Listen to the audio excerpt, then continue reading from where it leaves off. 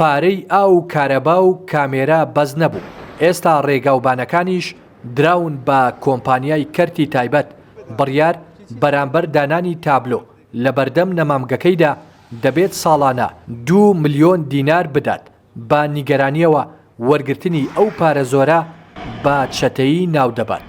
وەرگرتنی بڕەپارەیەکی زۆر لەلایەن کۆمپانیایەکەوە بە ناوی ڕێگاوبان بە پاساوی هەڵواسینی تابلۆ نیگەرانی جوتیاران و کاسبکاران و نەمامگەکانی سنووری کانیماران و گرجانی لێ کەوتووەتەوە. ئەوان دەڵێن ناڕازین و ئەو پارە زۆرە بۆ ئەوان دەبێتە بارگرانی. لە ڕاستیدا کۆمپانیایەک هاتووە دەڵێ ئەو قەتعانەی کە لەسەر جادەی دانراون دەڵێ دەبێت لایەن برن.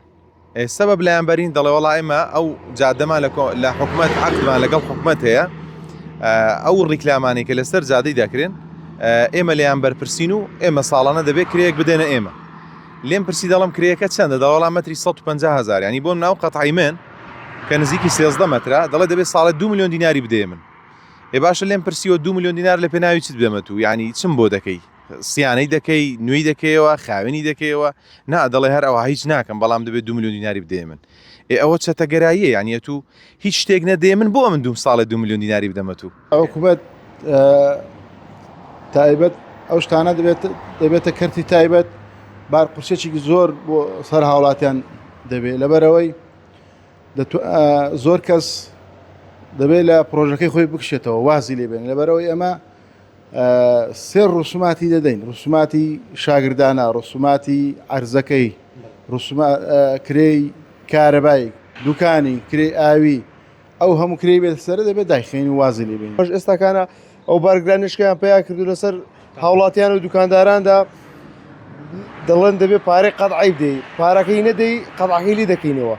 یعنی ئەگەر بوو بە پارەی بدەین قەتعەکەی لی نەکەنەوە، پارەی نەدەی قەتعەکەی لێ بکەنەوە، کە پێشتر ئێستامە لە دایرەکاندا پارەی قەتعی دەدەین، پارەی قەتعی دەدەینە حکومەتی، ساڵانە 70-80 دەدەینە حکومەتی.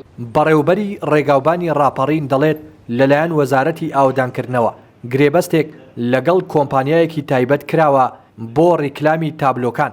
دەژڵێت پشگیری کاسبکاران دەکەن و لەگەڵ کۆمپانیاکە قسەیان کردووە کە بارگرانی زۆر نەخەنە سەرشانی هاوڵاتیان.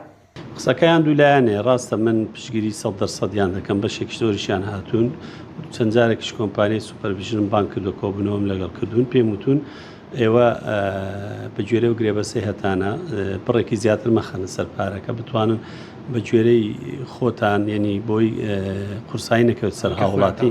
باڵێ بەڵێ، بەڵام ئەمانیش حوجەیان هەیە، ئەڵێ ئیداریاتمان هەیە، شتمان هەیە. بەداخەوە مەسەن لە سنووری داری ڕاپەڕین کەمترین تابلۆ هەیە، ئەمەش کاریگەری هەیە بۆوانەمان، تیمیان هەیە، ئۆفیسیان هەیە، چاودێریان هەیە، تەمانەمانە مەسارفی هەیە، مەجبورن ڕەنگە بڕێکی زیاتریان دانابێ، بەڵام ئێمە تەنها لە ڕووی گرێبەستەوە توانین مامەڵەیان لەگەڵا بکەین. هاوڵاتیان و بەتایبەت چینی کاسبکاران نیگەرانن لەوەی دەسەڵاتداران ڕۆژ بە ڕۆژ ئەرکی سەرشانیان قورستر دەکەن. هەر ڕۆژە خزمەتگوزاریەک دەدەنە کۆمپانیایەکی حیزبی و پارەیەکی زۆر بۆ ئەرکێکی بچووک لە خەڵک وەردەگرن. هەموو ئەمانەش لە پێناو پڕکردنی گیرفانی حیزب و بەرپرسانە لەسەر حسابی گیرفانی خاڵی هاوڵاتیان. ڕێناس ئەرسەلان، کەناڵی پەیام، دەڤەری ڕاپەڕین.